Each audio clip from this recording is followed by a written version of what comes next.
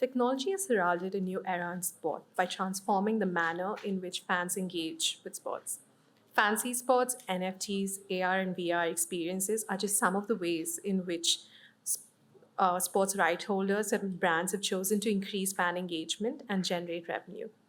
These technological innovations have contributed tremendously to the growth of sport in India by enabling the creation of sporting culture in the country, which sustains and supports the engagement of sport.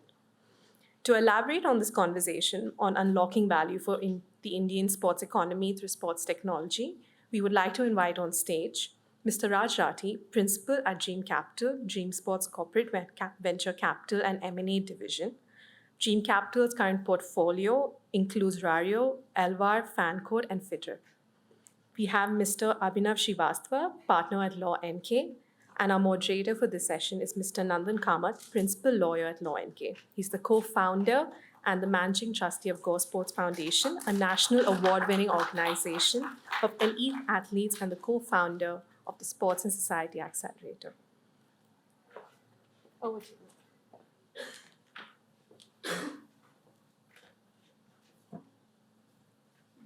Thank you. I think that's quite a session to follow up on, but we will try and do our best. Here, I think Raj, Abhinav will go through a whistle-stop tour of what to look ahead on. So the future of sport, and lots of the conversations today have been about technology. Would love to hear a little bit more about, from your side, Raj, just the investment philosophy, because in my view, I mean, following the money actually tells you about where 10 years is going to look like, because you're making the investments for the long term. We're going to talk a little bit about the consumer side of sport. Would love to talk to you today about collectibles, particularly digital collectibles, fan engagement of different sorts, including gaming, and then really broadcast integrations and where you see all of these going. I mean, there's a lot of movement on technology, on performance sport, wearables and stuff, but we'll leave that for another conversation. So starting with you, Raj, and I think I'll include you, Abhinav, in terms of talking about where the legal and policy elements of this is, and in some sense, where the unlocks are going to be. So Raj, I mean, you've started with an investment philosophy of getting into collectibles, NFTs. This sort of goes into fan tokens and really engaging fans. Can you tell us a little bit about where you're going with this and where you see the world of sport and technology's role in it a decade from now? Yeah, absolutely. And thanks, Nandan, for inviting me and everyone for listening in. In terms of sports and fan engagement, I think there are two macro trends that one has to appreciate. One is the mode at which with which the fan wants to engage with the sport, and the mode with which the teams and leagues want to have a relationship with the fan. That's fast evolving. And fans are no more just a consumer of the sport. They want to be an owner of the sport and properties associated with it. Imagine you watching Dhoni hit a six and win the World Cup, and counter imagine now you owning a piece of that history. I think that's what the fans of the current generation they're demanding.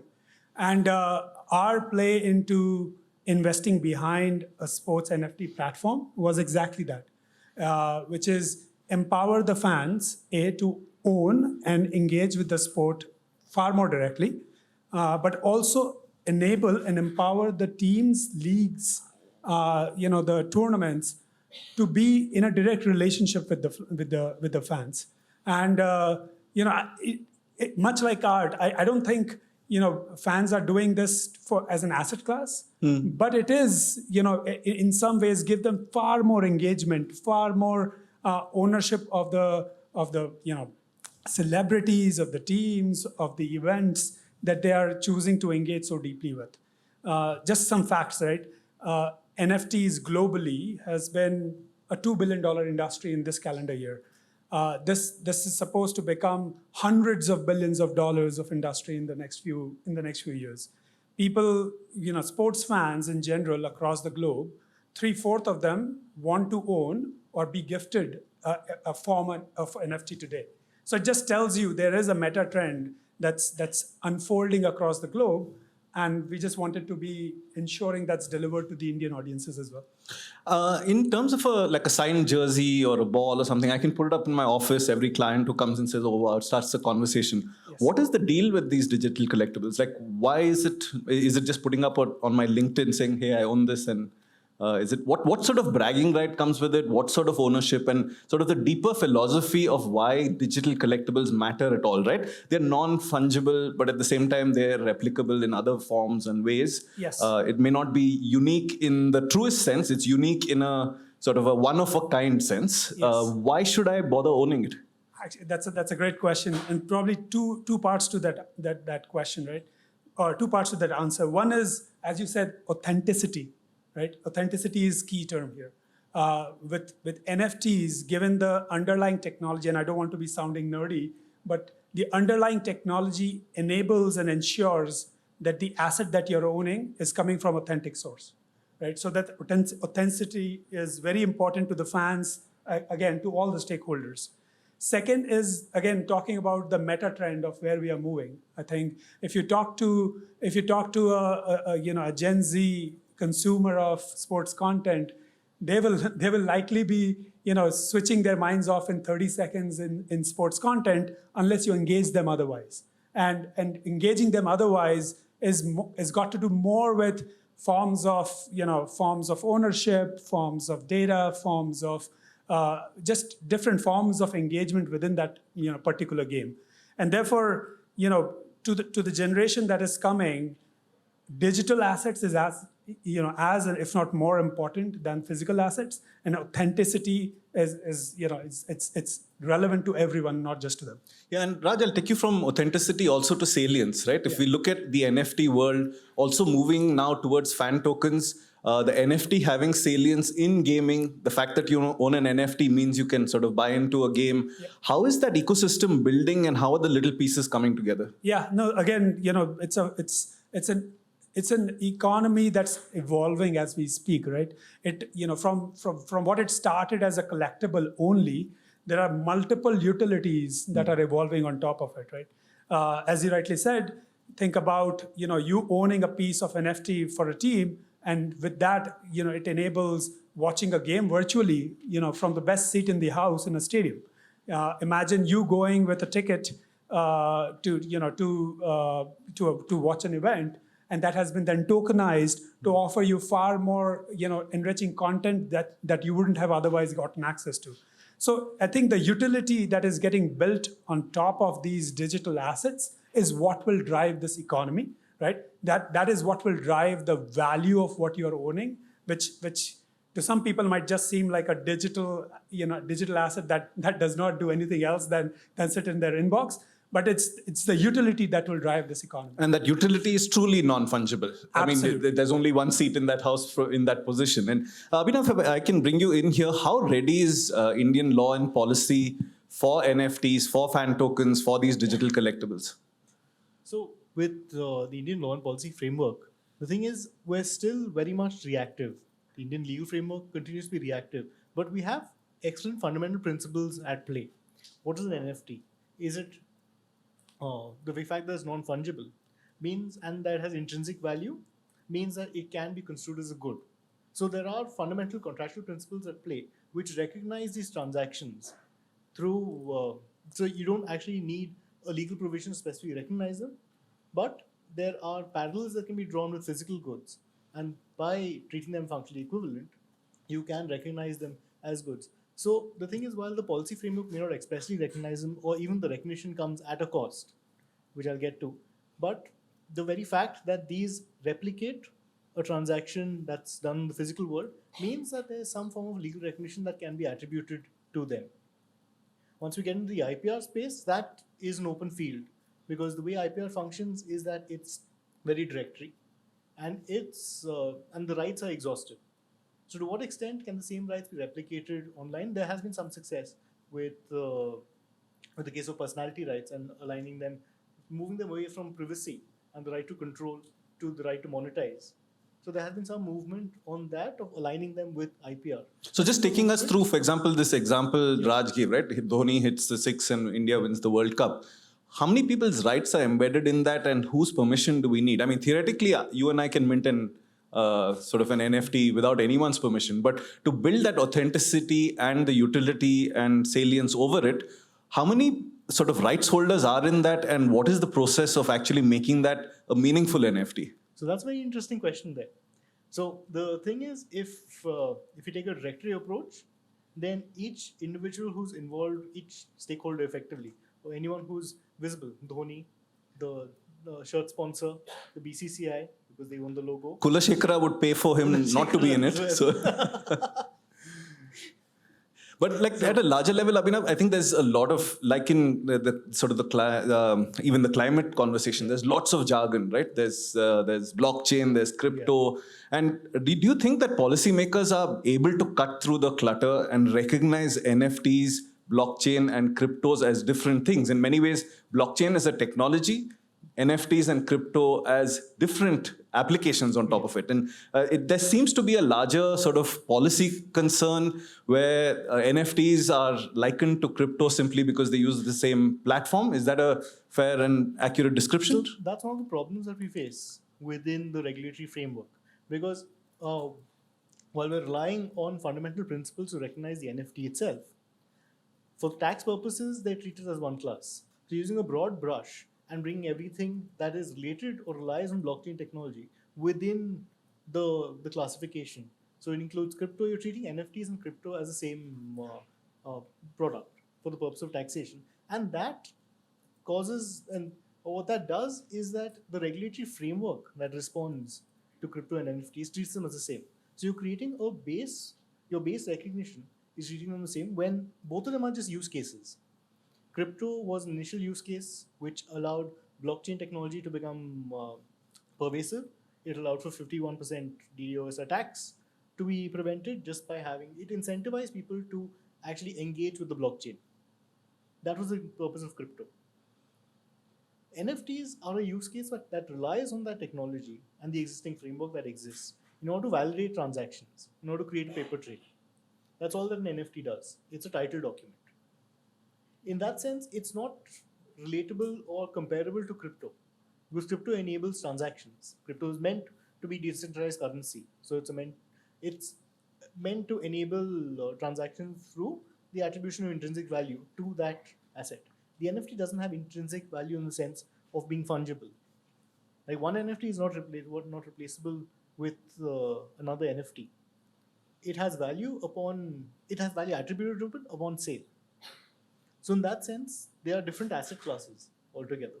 But for the Finance Bill and Finance Act now, they've been classed as one, which is what's causing which creates a perception cliff. This is that VDA issue? VDA, virtual digital assets. So all of them have been bunched under one definition. And Raj, in terms of this regulatory ambiguity for a sector that is emerging, how do you factor that into sort of pricing, valuation, long-term views? Yeah, I think, see, the way this global, and this is a global phenomena, right? I think the clarity around this is emerging as we speak in various jurisdictions. But I think the way people attribute value, and value is, a perception of what the future will be, right? In some ways. And the way we perceive future is, I think there is no escaping how consumption and digital ownership of sports-related assets are moving. I think there are enough such examples in larger leagues, I wouldn't say larger, but kind of more evolved leagues in this space, like NBA, having done things with Top Shot, selling hundreds of millions of dollars of NFT, and seen success with it. And that too with very few, kind of users so far, right? There's only a couple million users who are actively engaging today. So I think the common denominator across the trends that you're seeing is there is an inherent demand of this phenomena going forward. And if this is going to compound, and as I mentioned, utilities are the single biggest drivers that will drive this economy as well as the adoption of this economy. As that continues to go forward, I think there will be value. This, things will shake itself out properly. But if users are demanding it, suppliers like the companies themselves, regulators are, they'll have to figure things out. But I think just the broader user trends are pointing to a common direction. We were talking earlier and we discussed that India missed the physical collect. We didn't miss the autograph process and the selfie process with celebrities, but we seem to have missed the physical collectibles, right? It's not a way of engaging with sport. How do we make sure that we don't miss the next wave of digital collectibles? Because we could easily do that with poor policy making, failure to, in some sense, really understand the fan and provide value. And what are the real risks for this industry that you don't miss out another wave? Yeah, no, that's a great question. I think there's two parallel things that needs to be addressed. One is what's happening globally. If we lag behind to what's happening globally from a regulation standpoint, of course there will be a movement of value in some ways, right, towards more favorable jurisdictions. But equally, I think if there is less clarity or ambiguity here, companies who are willing to put their resources behind this will just not be incentivized, right? So I think for more innovation, and we would love to see places where we have invested be disrupted themselves, right? And for that to happen, I think there will be less ambiguity and just directional confirmation of where we are moving with the regulations. That would be helpful. Great. Abhinav, in terms of sort of the wave of these NFTs moving to fan tokens, the ability for the fan to claim something from the sort of the team or the person who sold it, these are also items that could have secondary markets and be sold. So what happens to the contract between the person theoretically delivering the utility and the person that the first contract has been done with, right? So where's that privity of contract between a secondary buyer down the road? So in terms of marketization, you need this to be, in some sense, not only a non-fungible token, but also a tradable token for value to generate. So do we have the systems in place for sort of downstream sort of consumers to be able to claim rights on an NFT? So on this point, actually, Raj made a very pertinent point on this, that the consumer, that the fan is no longer just a consumer of the sport. The fan wants to own a segment of the sport. And that ownership also is meant to create a monetizable asset, which is linked to the sport. Same that a collectible is linked to the underlying moment of the event. So even in these cases, the contract itself, the contract is just the initial sale document that enables the creation. Because there are multiple layers of contracting here. You have the initial creator document under which the NFT has been minted. Then you have the sale transaction. Now, the beauty of recognizing it as either a good or a claim means that all of the warranties, all the representations that come with a good in an ordinary physical sense would also apply here. So if the NFT comes with a warranty that yes, this is legitimate, authentic, then any purchaser of that gets a benefit of that under the legal framework. You don't rely on contract. Contract is a substitute or fills the vacuum when you don't have a legal framework. But here we have a legal framework that we can rely on simply by by equivalence.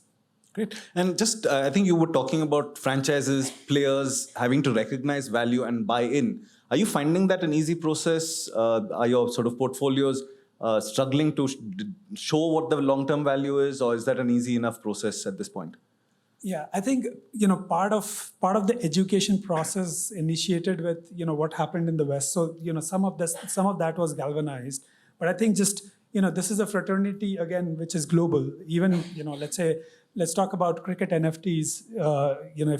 Particularly, I think there are parts of federations and cricketing boards that have been far more quicker to adopt this. And therefore, there is a fungible knowledge transfer that's happening very quickly.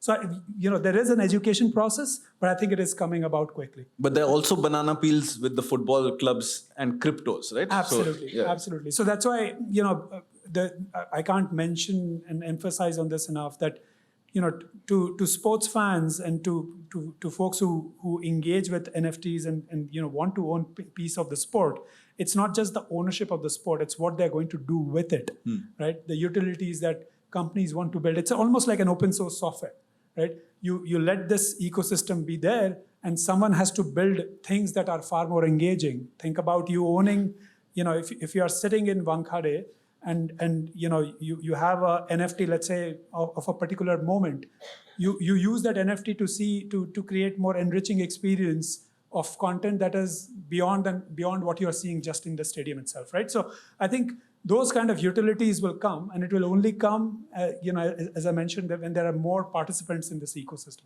Got it. Now, moving track a little bit to fan engagement. This is while a match is on, engaging the fan in new ways. What are the trends you're seeing? I mean, certainly fantasy sport has been the big thing over the last 5 or 10 years. What is next? What are the other iterations of fantasy, perhaps? Other forms of fan engagement? We keep hearing about immersive gaming, VR, AR. How is that going to integrate with live sport? Yeah. Now, again, great question. Within Dream Sports itself, we keep seeing that people who engage with fantasy just are far more engaged with the sport and the game itself. Almost 60% saying they watch more, they are far more involved in the process. But that now is also evolving even further, right? So think about, and I cut the fan engagement into within stadium watching a live game, outside of stadium watching a live game, and then even engagement outside of the live periphery itself, right? Think about within a stadium, if you're watching a live game, we are seeing a far more innovation happening where companies are coming and saying, okay, how can the fan be involved and see interesting cuts of the game that the person would have missed from the vantage point that they have in the stadium. We are seeing companies innovate where pools of capital been invested in places where you are watching a live sport, but the live sport is far more engaged with immersive data, right? So imagine you seeing active performance parameters of a football player running across at the halftime, having seen what is the fatigue level, right? So just far more involved and educated about the sport real time as against consuming it post match or after a couple of days. In terms of you kind of brought upon a couple of things, AR VR. I think it is to a lot of people it also feels abbreviations that doesn't mean anything. But quite frankly, there is a lot of innovation happening there, and we as Dream Capital are actually looking very actively in finding out areas where we can invest here. Because the example that I was mentioning to you outside was, when Microsoft acquired Activision Blizzard, which is arguably one of the largest gaming studios in the world, and they poured tens of billions of dollars in doing so. Satya Nadella in his investor conference used gaming studios only twice, and he used metaverse 17 times. So that means he was far more caring of what is to come in the gaming world and the sports world than just the simplified the console version that we see today, right? So I think that the engagement of sport and gaming is evolving in so many different ways. Again, I'm simplifying this, but assume that you don't have to go to Chinnaswamy Stadium. Okay, you sit in your couches at home. You're solving the climate crisis as well. So yeah, part of it, and it might become inevitable in some ways, right? So, but imagine that you've booked a view in the Chinnaswamy Stadium, and with a VR headset, you are able to watch the game live with limited latency. So, part of the reason people go to the stadium is the latency you get, right? You're watching it real time as against 30 seconds later seeing it in your TV sets. Assume that latency goes. Assume that you're far more immersed in the stadium itself. Assume that you can even, kind of scope out the pitch or the dressing room using the same VR headset. So I think this will evolve. Part of it will come with, cost of hardware and camera technology evolving. But I think that's a future not too far away from now. Because that's the question I was going to come to. Is this essentially creating a business class of sport and a sort of an economy class? Yeah, sports is the great leveler across all economies. I don't think there is a sporting success till you get millions of fans involved in it. So I think, I don't think there will be a quote unquote business class. Of course, you can price things so that some people will get a different experience versus the others. But I think this only becomes success commercially if it is available to a vast majority of sports fans. And Raj, a lot of this is about sort of personalization of the experience, the individual and the sport. Yes. How much of fan engagement is going to be about building live communities? Absolutely. I mean, this entire drive around kind of bridging the distance between the teams, the sports leagues, and the fans is to personalize it. I mean, I'm sorry, I'll go back to NFTs in some ways. The reason NFTs is a strong proposition for even the fans is you have a direct relationship with the sports celebrity or the team or the league. And once the team, the league, and the celebrity knows about you as a sport fan, they can tailor make solutions that are far more personalized and relevant to you. And I think both virtual worlds as well as ownership will drive hyper personalization. Abhinav, without a personal data privacy bill, are we ready for all of these changes? What's at stake here? Personalization also means collection of huge amounts of fan data. Is the sort of substructure ready for all of this leapfrogging change? So in some respects, we're actually rushing into the future. So the metaverse also allows for the person to have a reflection online, which again would be in the form of an NFT. It would be by a different name, but it's non-fungible token that represents the individual. Are we ready for that in India? We aren't. Simply because we haven't considered the issues at play, which have finally played out in the Supreme Court, where all these issues were aired out. Concern over where is this data being collected, what is being used for, what kind of profile is being created, what amount of oversight do I have over it. These issues will continue to remain at a principal level. But what we're increasingly seeing is that at a global level, and especially with the metaverse operating globally, privacy and concern over protecting individual privacy has become a global concern. And that means that any person who's engaging within the space has to align themselves with good practices across. So even if India is lagging behind on the regulatory front of having a co-recognized right of privacy and detailing out what that means, it still means that there are practices that have to be implemented if you want to play in the global market. Great. Raj, just sort of last big theme, broadcast integration. Yep. So, I mean, we see a lot of stuff which is tech into our broadcast, integrated in many ways, telling us about how fast someone is bowling. I mean, just even more now, right? Watch the T20 World Cup, you can try and see what the field looks like from under the helmet. Yep. I mean, some of this is gimmicky. I mean, the IPL had some eagle landing on top of a building. I mean, separating the real quality of what's delivering value for the fan from gimmick. Are we there yet? Is it still sort of you're getting people used to adding non-sporting elements and sort of the human touch, data, preference to essentially pretty simple activity, which is movement and sport? Yeah. No. See, I mean, there's two parts to it, right? One on the broadcasting front, one would be just, again, more fan engagement. How are you driving fan engagement? Some of the gimmicky stuff is an attempt to do that, and it will evolve over time. The other is, around broadcasting is understanding the performance of various stakeholders more real time. And the third kind of sub-branch to the first one is how's broadcasting itself changing, right? Addressing the needs of the consumers. On the first one, I think, some of it might be gimmicky, but there has been some relevant use cases. Think about, in MLB, broadcasting technology basically throwing up player stats at the time of the broadcast, right? Think about, we keep seeing things like heat map and all post game or in the break of a game, but imagine them getting superimposed at the time of the game itself, right? And that makes a far more engaged and immersive experience, even if it is not in the, let's say, metaverse situation. Even in your static TV world, I think it's far more immersive.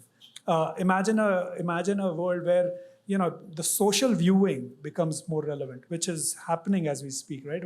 Where folks are not just viewing and hoping that like they will be communicating on their phones, as against social viewing on a device, and then being able to interact with each other on what's happening within the sport. I think those broadcasting changes will definitely drive fan engagement far more.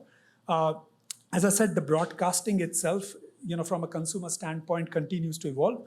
That we are seeing business models that have, potentially commercial viability in breaking up the broadcast. Instead of buying moments, instead of buying, an entire season or a particular game, you can buy moments within the game, right?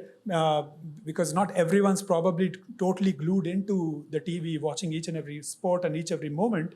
What if there are the technology innovations which we are seeing happen, where your favorite stars, your favorite moment, your favorite team does something that comes to you as a notification, you start watching there on.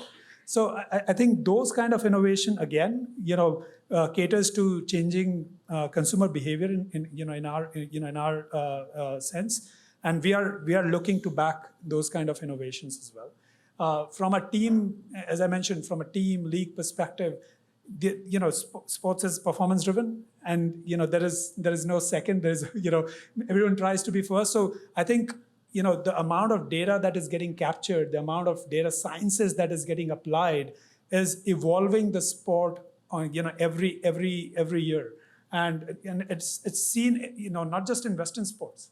I think we are seeing this very relevant and prominently deployed here in India as well. So I think there are businesses that are not just doing a great job in capturing the data, but also great job in monetizing that data by really providing fungible and tangible examples of how they can enhance performance for a team and league.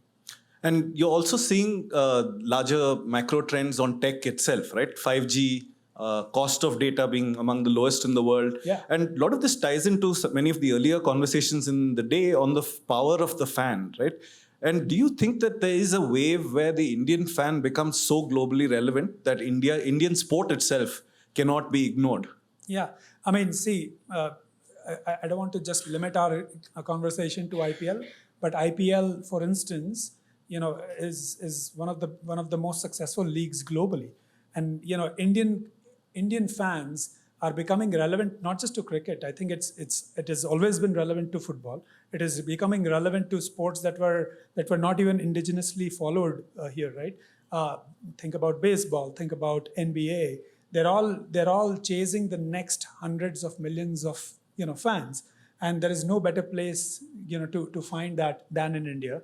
I wouldn't even go just to the West, right? Here in India, as we keep seeing, sports like volleyball, sports like kabaddi. I mean, if done well, organized well, we are seeing massive, kind of user engagement and fan engagement there. It just needs to be, it needs to be in a format which works for the audience. It needs to be, there needs to be engagement that needs to be delivered outside of the legacy methods, and we are seeing green shoots of that, and all the engagement enhancers that I just spoke about. We hope to bring that to India as well. Abhinav, would love your perspective. If it's possible to do, should we do it? I'll just give you an example from the Tokyo Olympics, where the archers, you actually had a live heart rate sensor, and that was broadcast on television live.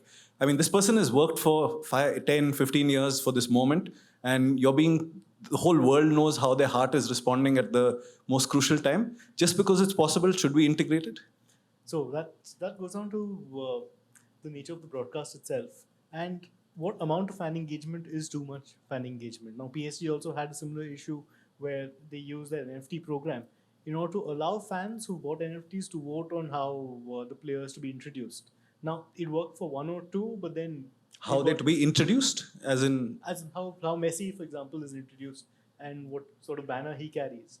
But the thing was, it did raise regulatory issues and also privacy issues, because Messi's personal life was also being involved in this voting process. So it does boil down to where do we draw the lines between respecting an individual's personhood and not objectifying them in the course of sport in the interest of fan engagement. And that is a very relevant policy point. Another point that I found very interesting with what Raj brought up is that broadcast rights packages would need to be abstracted. You might have broadcast rights packages for moments.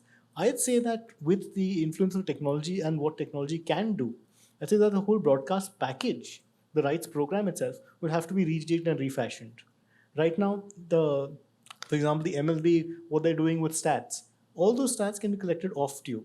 Now, having differential packages, having one media rights package for the actual linear stream, having one for data, is possible when the event organizer is the gatekeeper, when the event organizer is generating the data. With the advent of technology and the amount of data crunching that's possible, you don't need the event organizer anymore to generate heat map. That heat map can be generated by the broadcaster using their existing rights.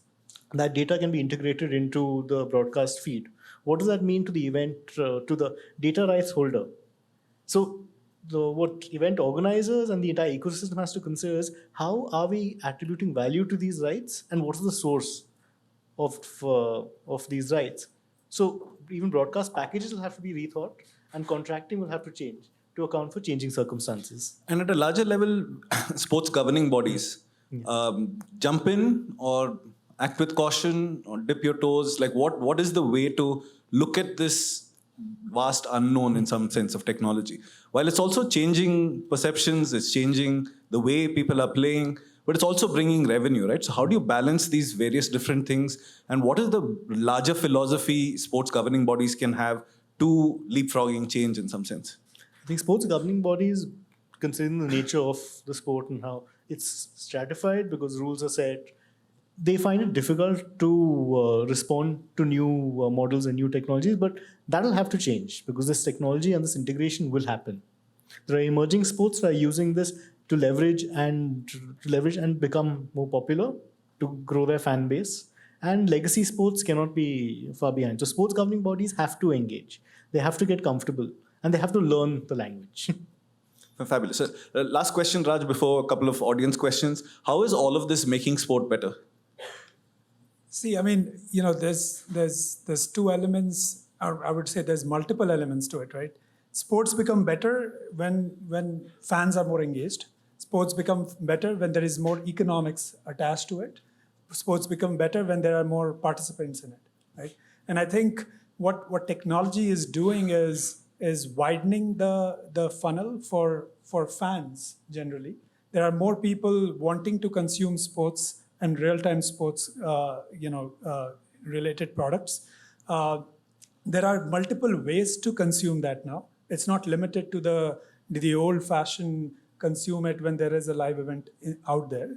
And then there is a universe of owning the sport and the sporting-related events and activities, which creates an economy in itself, right? All of that basically means, as I said, commercially, there are more dollars, more monetization coming into the ecosystem. But also, as a result of it, there are sub-industries that get created, which of course creates, in our ways, it creates demand pools, it creates employment, it creates just a broader economy, right? Altogether. So I think the technology innovation, as Abhinav rightly mentioned, we'll have to figure out a way where to draw the line so that we're not impeding on kind of privacy as an issue. But otherwise, I think most of the innovation that is coming about is drawing and widening the fan base and drawing and widening the stakeholder base in the sports. So fantasy was the last big bet. What are the next two if you were to look in crystal gazing? Yeah, so fantasy was was one of the biggest place where we've invested meaningful amount of capital behind. But fantasy itself evolves quite a bit. I don't think it is, if we don't disrupt ourselves, I'm sure someone will disrupt us. So there's enough and more innovation there. But NFT, as you rightly mentioned, we invested behind radio. We hope to widen the universe, create that ecosystem, create the utilities on top of it, and which will probably even be applicable in the fantasy world at some point in time. That's one important area of investment for us.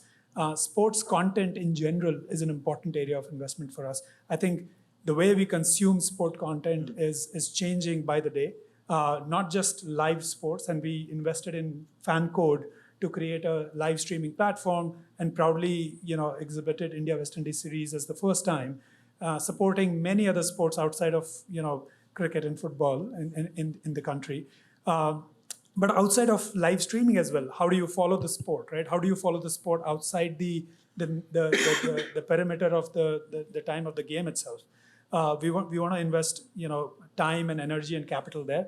Fan engagement is one big, and it covers from ticketing to AR VR delivered, kind of novel experiences, and then I would say just I would say infrastructure where it's enabling all of this, right? It's at some level there are businesses that are creating that are eventually enabling consumer businesses to deliver that to their audiences, which is also the area we are investing in, with the eye in India, of course, but also globally.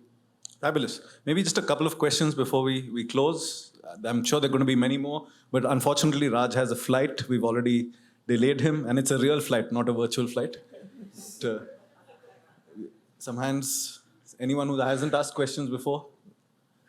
Someone back there, black shirt. Yeah? Go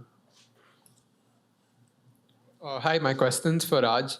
So most sports in India don't have the infrastructure and the funding. So from that perspective, do you think emerging technology, specifically Web3 and its nuances like NFT, social tokens that you guys discussed, do you think that can improve that situation by creating those close-knit communities and subcultures around specific sports, say without much support from the national sports federations? Or is that very far-fetched? It's a great question, and we generally believe the advance of a sport in a community happens when the economics attached to it also expands, right? And this is one way to expand the set of economics. So we definitely believe some of the technology interventions that are happening will definitely create an economic pool, which will eventually help the sport. We have seen that. Again, I'm using the example of IPL, but IPL created a snowball effect in non-country, like private club sport ecosystem. It created a completely different format of cricket, right, that we all follow today. And it created economics around it that allowed it to become really a global phenomena. We saw that with Kabaddi, with PKL becoming very, very relevant in Indian context, broadcasted to a wider audience, and economics associated with it expanding, and that had a shot in the arm for the sport itself. So I think more of that will happen if non-traditional, non-legacy ways of investment in the sports comes about. Yeah. Check. Yeah. So if tomorrow I purchase an NFT from, let's say, an IPL team, and I find the NFT defective in nature, can I approach a consumer commission to seek relief for this? Or will that be an issue of jurisdiction? No, so it's quite an interesting point, because this has happened in Singapore, where an NFT was recognized as a security for the purpose of a loan. Now, in that case, the person who was affected, defaulter, and who wanted to sell the Bored Ape, they actually approached not the monetary authority, which regulates and recognizes NFTs, but a civil court. So, similarly, if the NFT, it has the characteristics of a good in that sense. So if there is a defect in the representations that come with it, then under the Sale of Goods Act, you have remedies where you can approach not the consumer forum as such, because it's a consumer. But wouldn't it be much better to approach the Consumer Protection Act if I'm not a lawyer? Like, as a layman, you can represent yourself in court, and it would be much easier. It comes down to jurisdiction. So if you're buying it directly from the IPL team, then it's a business and it is a manufacturer as such. But in ordinary transactions, your first relief will be with the civil court. Yeah. I have one more question. And it might be easier to go to the civil court because you can get summary judgment. Yeah. First of all, we do not endorse not using lawyers. So, any other questions? Maybe someone else. One question is good. Tarun? Yeah. Anybody can take the question. We spoke a lot about fan engagement and reaching out to fans because that's where the money comes in. But this has created a huge problem of fan hooliganism where fans getting into the sport and then, for example, let's take Arshdeep's example very recently where he dropped the catch and fans came in calling him a Khalistani and there were other abuses. Where is then the responsibility and how any organization like Dream Capital comes in and how they are planning to control it or any legal, postulate for that? Yeah, I can take part of it and then maybe Abhinav, you can chime in as well. Most companies, as many other digital ecosystems do, there is enough, there is a lot of effort going into content moderation, right? Making sure that the lines are not getting crossed, and if they are, those type of contents are screened out of the ecosystem, so it's not affecting the individual. I think there is more effort that needs to be put in. I think technology is the only way this can be scaled and solved, because I don't think you can possibly have hundreds and thousands of people screening out individual pieces of content that are offensive. It is only artificial intelligence and machine learning that will scale this solution to a digital ecosystem that eventually weeds itself out. But it will be a journey, as like any other technology innovation does. This will evolve, but I think it is a technology-driven solution as against a human-driven. So just to add on to that point, content moderation is a very live issue. Content moderation, prevent hooliganism and abuse online is a very live issue, especially with the advent and the widespread use of digital technology. The standards that applied in 2000, where you just had a takedown process and a legal process, are insufficient to deal with the volume of content. So technology is increasingly moving because content aggregators also understand that they have a responsibility to sort of curate the conversation and to ensure that the same sort of morality that you expect from in-person conversation is reflected online. But I think this is also a conversation that's happening with sports governing bodies and digital safety being part of safeguarding at a larger level. One last question? Anyone? There's someone right at the back.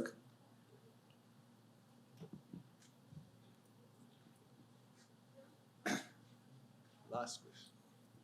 He has to go. I just wanted to check on the interplay between smart contracts and NFTs, and are they ruling out lawyers by that technology? So the thing with smart contracts is that they're meant to take the lawyers out. It's a tech solution. No, but what smart contracts do is that they have the elements of pure contracting, where you have consideration, where you have the two parties who have agreed and detailed out what is the expectation from each. So in that sense, a smart contract is reflecting what is a physical contract. So in the same way that click-wrap contracts were recognized as the equivalent of physical contracts, an argument can be made that smart contracts also have the same elements to principally be recognized as an enforceable contract. Great, wonderful. Thank you, everyone. And thank you, Raj. Thank you, Abhinav. It was a great session. Thank you all. I'd now like to invite Mr. Ajit Ravindran from Meraki Sport and Entertainment to present our speakers with the token of appreciation.